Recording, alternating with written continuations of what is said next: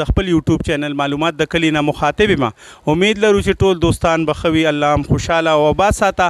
نن زه د خپلې علاقې عوامو سره ولاړ یم، د وړو په متعلق په د دوی نه پوښتنې کوو، خو تاسو دوستانو ته هغې نه مخکې یو خواست دی چې چینل سبسکرایب کړئ، ویډیو لایک کړئ او شیر یې کړئ نورو ملګرو سره چې منتخب شوي مشرانو ته دا آواز ورسي او په دې څیز باندې نظرثاني وکړي. نو د وړو په متعلق تاسو نه پوښتنه کوو چې اوسه پورې خو 20 کیلو توړه ملاوېده او اوس 10 کیلو ملاویږي، د هغې په بابت کې تاسو څه وایي؟ جی 20 کیلو توړه وه ملاوېدله، ښه په اسانه ملاوېدله. اوس 10 کیلو توړه ده. اول به زموږ د کلي ته هر دکاندار له راتله او دې غریب عوامو به د چا چې په وس کې کم وړه هغه به یې اخیستل. اوس په سټورونو کې ملاویږي او هغه سټورونو والا هغه کسانو له ورکوي چې کم هغوی سره دکانداران هغوی له ورکوي. غریب سړی وله ورشي هغه همداسې رخصت کړي راشي. دا چې دا کم مشران اوس د دې وخت مشران دي، زموږ دوی ته خواست دی چې دوی د دې څه حل روباسي.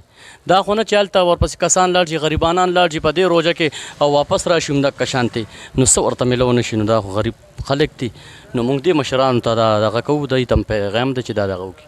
مهرباني. تاسو د دې بابت کې څه وایي؟ دې دومره ډېرې خشته خبرې وکړي او واقعي بس مخکې به دقه چې دا توړلې راتلې اوس نه راځي او اوس هلته سټورونو کې د هغې پای ډېر کافي راشي او هلته کې دا چې روژه هم ده دا ډېر خواران غریبانان بس نشي تللی وروره.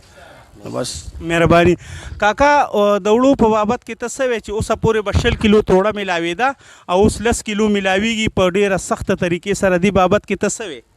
دې بابت کې وایم چې دا وړه بېرته خپل ځای ته ورسېږي چې پوره بورې وله ورکړي، ارزانه وله ورکړي، ګرانه نه د غریب لپاره چې ښه خوشحاله او دواګانې مو وله کوي.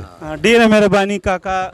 دا و د عوامو آواز چې تاسو ته ما په خپل یوټیوب چینل باندې درو رسولو.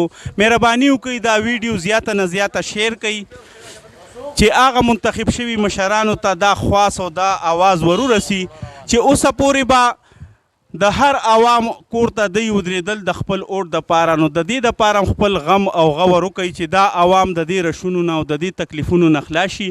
مهرباني وکړئ دې عوام سره نور ظلم مه کوئ، دا عوام د دې دلدل نه راوباسئ چې دوی ته دا هر یو څیز په اسانه طریقه او په ښه طریقه میلو شي چې دوی د دې تکلیفونو نه خلاص شي چې دا 10 کیلو تروړې. بعضې داسې خاندانونه شته چې هغه په یو ټایم هم دا وړه هغه ګلی شي او بیا دوباره وړو دپاره محتاجه وي. نو مهرباني وکړئ په دې نظرثاني وکړئ او دا عوام د دې مصیبت خلاص کړئ.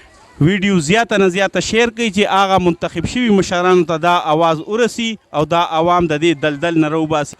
د الله په امان. مهرباني.